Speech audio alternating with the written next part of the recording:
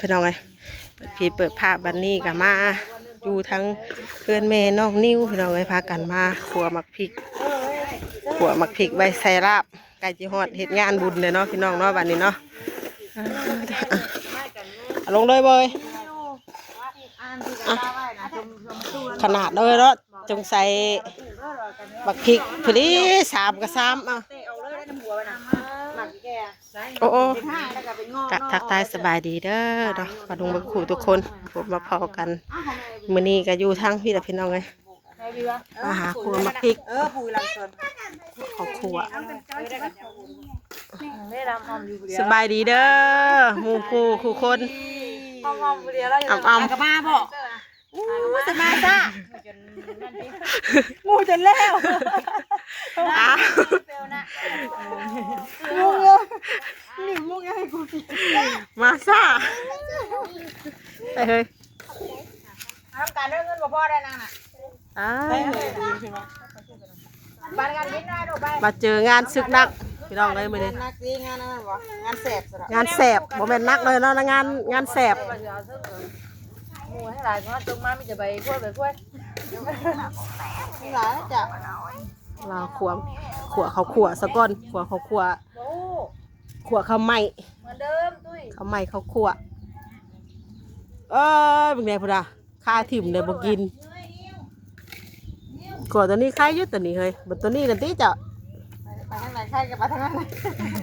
ทางไหนใครโอ้ยไปถิ่มยังเป็นนี่เนื้อง่ายเทียนเลยเด้อเดือดเห็ดได้ติเดือดเห็ดได้วะพอแล้วเอาไหมยังบอกว่าขัวกับพริกก็เห็ดโต๊ะขัวพริกนั่นว่าครับไปเอาไปให้ไปตู้อีกบอกให้ไปมันเพชรมือแม่นี่ไปถูกไปให้ไปตู้อีกบอกให้เร็วเด้อไปยังเด้ไว้ง่อยชายๆอยู่ไว้ลูกไปยังมั้งนี่ยังเด้นี่ติดเสืออยู่ไปให้ตู้เด้อในบางกล้องป้าไปเนาะสบายดีเด้อเนาะสบายดีเด้อบ่เคยเฮาสบายดีเด้อแล้วเขาจะบูว่าปันโทคือมันหลายคนนี่ตัวใดตัวยาวว่าลายวะยังไม่ได้สบายดีเนาะเดี๋ยวเรื่องเทค2เด้อเทป2ไปแล้ว2แล้วไปเทป3มาตัวนี้น่ะเทป3เปิดไล่กับบูโรคไปว่าได้วะได้บ่ได้ไม่ได้ลองกันน่ะเมื่อเพื่อนพูดกันน่ะเมื่อหายใจเลือดอัดพิษไว้บอกเราเลยบ่เฮ้ยอัดพิษไว้ได้เมื่อหายใจเลือดหูจำบาดเกินไปแล้วนะไม่มีเงินเติมเฮ้ยแมงกวมเพิ่นตากก็ได้เฮ้ยเนาะปล่อยเขาเลยจ้ะเนาะอะไรมันแห้งได้ไปแล้วนะ2 เสือแล้วนะแห้งวะมันจำบาดเกินไปแล้วนะยังไม่รู้สึกอีกไม่รู้สึกอีก2 เสือว่าอะไรกันยังไม่ถูกขอเถิดขอไฟหลายโอ้โหปะโถอยากให้มือมาดินน้ำปะเจอมือเจอเลยนี่ตัวบ้านนี่เราเลยตัวบ้านหน่อยเฮ้ยตัวได้ยินประกาศตอนจะเตเว่นพี่บ่มาได้ข่าวมุ่งเนาะแล้วเขาคือเอาไปเครื่องค่ำจ้ะเอาไปเลยนะเพื่อมาแต่หน้าแล้วพูดสั่งว่าแทนบริจาคไหนอันเพื่อหันนี่ปะโถไม่อากาศหน่อยคอตายนี่ผมคอตายหมดเลยข่อยเลยว่าบอสได้ยินว่าคนเท้าอันมาเป็นประกาศอันบ้านน้อยประกาศนะว่าคนเท้าคนเท้าเนาะคนเท้าเนาะคนประกาศเนาะคนเท้าเอาเวียงคนว่าปีนะคนจะมาเป็นรุ่นผูกคอตายเอาจะมีจะเป็นรุ่นบ่คือผูกคอตายคนเท้าเขาก็ผูกกันนั่นแหละบอกก็เตอร์มาจะมาแล้วน้อยอกน้อยใจลูกหลานจักเตอร์ยันมาลูกหลานบ่เดียวเล่แล้วปัดเลยนี่ลูกเมียเราเสียบ่ได้ไปแล้วจะมาเราหลงลืมจะกินปลาโอ้ยบ้านเนาะหลงลืมโอ้พี่ถึงยังไม่ได้ปลาใดเลยข่าวว่าได้เฮ้ยอันว่านี่นั่นเพิ่นว่าเพิ่นเจ็ดยังหัน75เฉพาะนั่นคือว่าคือเราเพิ่นมันเท่ากันบ่ของนี่เพิ่นแน่อันว่าข้างนั้นเพิ่นสิเฮ็ดนี่มันแล้วขอดว่าเฮ้ยไปแม่ขอดเนี่ยแม่นั่นนะเฮ็ดมื้อนั้นก็มื้อนั้นก็ปั๊บปึ๊ตบมือตบตีนน่ะแม่นง่ายวะ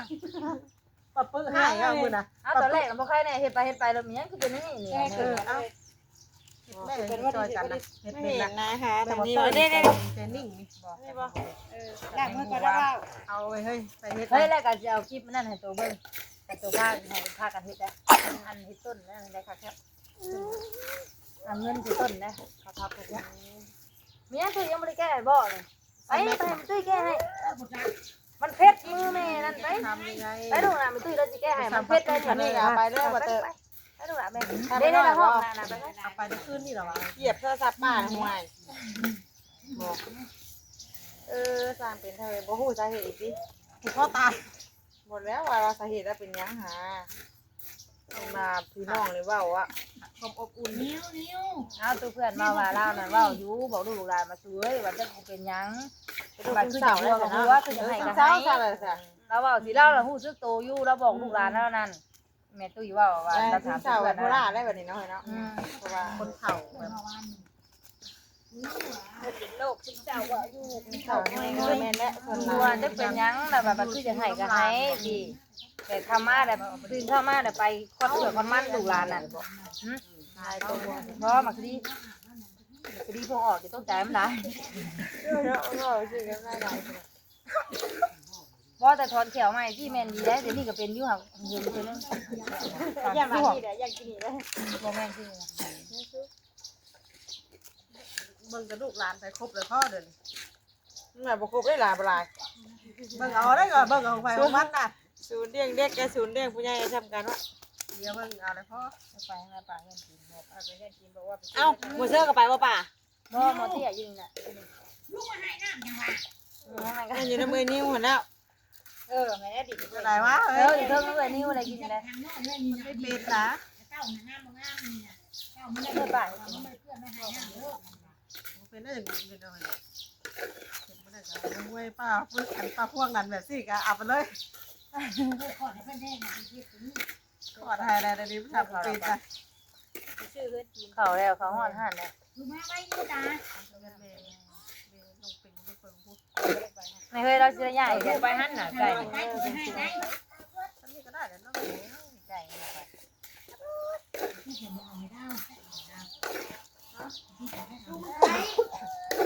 สบายเลยไอ ไอเท่าไรบ่อยู่ไอ ไอเด้อหมอวินก็ไอ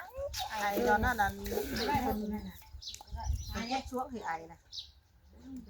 มันกดบ่ได้เอากระตุกถอกเทียนเอาเว้ยนิ้วนิ้วบ่ได้นิ้วนำบ่นางก็เฮ็ดยังน่ะ อันผู้เอ้ยเพิ่นอยู่เฮือนก็มิตรีอยู่ได้เกี่ยวบ่ได้อยู่เฮือน ลินเอ้ยลินบอกเลยนิ้วมาหายไปตุ้ยนะลูก นายมันบอกเพื่อนคุณบอก เห็นบ่เลยนิ้วอยู่ไหนอ่ะนะ เดียวอยู่คนเดียว บ่นาง ได้ก็ว่า เอ้ยนิ้วอยู่ไหนนิ้วไหนเห็นบ่เลยนิ้ว มันงามอยู่ดอกเอาไว้เดี๋ยวไปน้ำไปให้มันเดี๋ยว กลัวบอกกลัว นี่สิให้น้ำมานี่มา เอา ไว้ ไป เลย อะไร เชอรี่น่าจะว่าเชอรี่นั่นเลยนั่นน่ะนี่ กลัวมันอยู่พุ่นที่กล้วยบ่ได้ พวกหมวกนั่นนี่ เอาไป เอาไปเห็นหอมมาลูกอีกเด้อจ้ะ โดนเกลือโดนเกลือนี่ได้ส น้ำบ่ได้ออกค่ะ แล้วว่าปู่ก็กระปานเดินหน้าเพิ่นน่ะว่ะ ถูกปลาแล้วต้องย่างเจอน้ำกัน โอ้ยใหญ่งานใหญ่เนาะ เนาะก็ตายใต้ต้นกกนั้นชมบอก บอกอย่าพ่ออย่าพ่อ อะไรก็มันเกิดขึ้นเลยได้ป่ะนี่ งั้นคุณเอาทางนะคุณทางมากนะให้ถูกต้องก็ได้นี่ดีได้นิ้วเก็บมากระถางโน่นเลยนิ้วกินได้สร้างมานิ้วเอ้ยทางนั้นเด้อ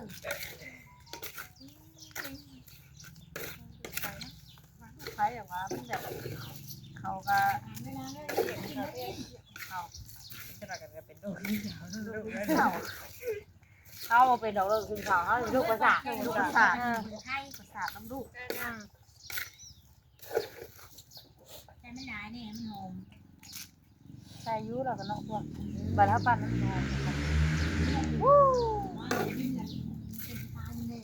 มันญาติเอ้ยลูกกันนั้นเราดัง ยันเสียงรถที่ว่า อันนี้มันไม่เด้งไปได้มันเด้งงันก็มาร ถไฟเทียทางสิ่งนี้ อาจจะรถใคร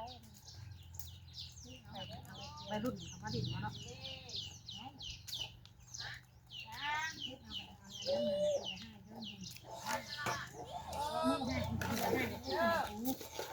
ได้แล้วซื้อเสียมากินหน่อย กายไปใช้น่ะกายไปใช้น่ะนี่น่ะ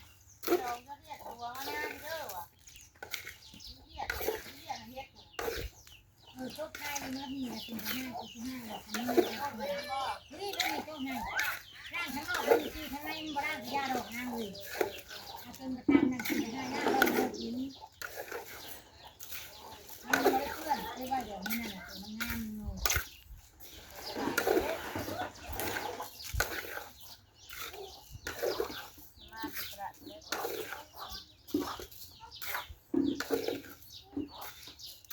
แล้วหูบ่ว่าเฮาขวงพี่ คู่ได้ข่าวมีมาสาย ย่าแบบเขาก็บอกเลยว่าเขาก็บอกหา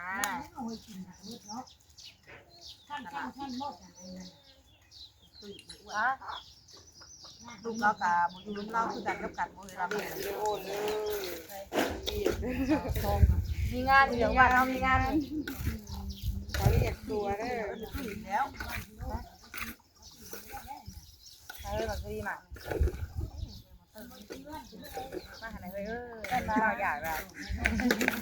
ให้มากินให้ดิกินเขาอยากได้นะว่ามันอะไร ไปซีบเลยอะไรกันนะตลาดนี้อยากลายบ่อาหารแล้ว เฮ้ยนะเฮ้ยยังไม่เชื่อเฮ้ย หน่อยนะ เด้ ไปจะคนกินนี่นะ ใส่แม่น่าจะกลับไปแม่ขอต้มน้ำต้มน้ำ เฮ้ยเฮ้ยเพิ่นก่อกำแพงอ่ะบ่ได้ก่อที่นี่เฮ้ย อันไหนกันเงินจ้ะ เอ้าเพิ่นสิมาก่ออัน บอกกันพี่แหละ กันไม่ได้ว่าให้เพิ่นก่อนซาแล้วกันแค่ว่าให้เพิ่นอ้วนอ้อมขังซาไอ้ชื่อนะ มันเวลายามโผล่โลดมื่นจำเนาะมื่นเราย่านซับ มือในกระยันเล็กน้อยอย่างแล้วมันเนี่ยเพิ่นนอกอย่างว่า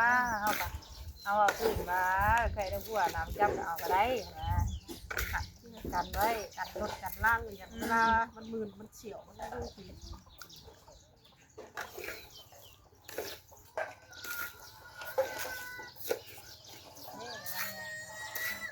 นะตายข้างซาได้ ใหญ่แล้วไอ้นะพ่อเพิ่นมาต่อบัตรนะบ่ทั้งหมด2 เดือนบ่ล่ะมา2 เดือนนะมา2 เดือนได้มาแล้วบัดนี้มาต่อแล้วบัดเนาะเพราะว่าเขาให้2 ใหญ่เนาะ สบายเด้อให้2 ต่อถึงนี้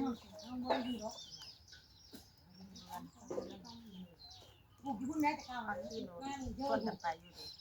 ไม่ได้ว่ากันว่าประจักษ์ก็ไปได้แต่ว่าไปได้พอได้ที่แล้ว เราว่าแล้วลำหน้าเราชวนอีกเนี่ย ไปเดี๋ยวนี้ ยังแล้วลำหน้าหมดเราให้กันต่อวัดไปอยู่ เดี๋ยวว่าง่ายๆเ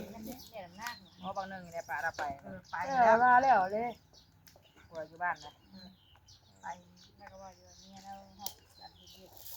ยามกับก่อนยามนี้ยามหน้า แล้วลำหน้าเหลือแล้วก็ไปอีก เกี่ยวกับมาบอก นะเราเลยเกี่ยวข่าวกับบ้านกันไปพ่อเกี่ยวข่าวนะ ทำมือให้มาป้าลูกป้าเท่าไร ถ้าพอได้เนี่ยเป็นอย่างนี่มาข่าววานที่ว่ามาต้นไปก็ไปย่อพกแล้วมาดิข่าววานที่ว่า เด็ดไปเลย ก็ติดไปเลยมาลูกเอ้ย ป้าแล้วจ้ะก็ต้องไปป้าจังขาดเบิ่งขาดเบิ่งคนไปป้าจ้ะ ว่าแต่เด่นดิเอ้ยโอ้ว่าแต่นั่งว่าวจักแล้วพ่อบ้านนี่เฮ้ยจะภาพเบิกแรกงวดจักโต บ่ได้บ่ได้ไหนบ่ได้เข้าแล้วบ่ได้ เอาอีก ยายพ่อว่านี่ก็ขัวนะเอาให้เจ้าเบิ่งกันได้ เอาอีกเลยมันหน่อยบ่ได้น้ำมันมีบ่น่ะ บักพริกอันนั้นน่ะเอาอีกหม้อนึงเฮ้ยอ๋อขัวมันสีละลายเนี่ยติ เ ก็น่ะมะม่วงเป็นดิตุ้ย อ๋ออีกแม่นความข้าวคั่วนั้นมันเดือกะปันกันกิน ยังบัด เอาไปทำไม ง่ายแสดงบ่นะสิ คนได้ห้วยไปพุ่นหาไปสิห้วย ผู้นี้เห็นผู้นี้มาให้แม่นั่นมันได้มาเอาผู้นี้นั่น ไปเนินพูดเท่านั้น เพิ่น เนาะ เอาไปทิ่มเด้อนะไม่แม่เด้อบ่ได้เด้อ เอายังลูกนะ นี่แม่ก่อนแล้วว่านี่นั่นหาเพิ่นเว้นเห็นนั่นเพิ่นเอาไปทิ่มอยู่พุ่นมันผู้นั้นมาให้แม่หน้าผู้นี้แบบนั้น ตี หน้า2คนนั่นก็หน้างามธรรมดาแล้วบ่จะได้เพิ่นจ้างคนก็บ่ได้เฮ็ดได้เด้อผู้น่ะ ว้าโท จ้าง2คนตัวนั้นน่ะผู้น่ะ หาน้ำให้หมูกินได้เวียกอันนี้ผุนน่ะน้องนิวกับน้องเซอร์ได้เวียกแล้วหูเสือดินกระดุขนาดได้เสือดินนี่หนักบ่หายน้ น้ำใช้น้ำใช้ ำโบเบ้ล้างขวด มุมนี้แจ้งอยู่วะ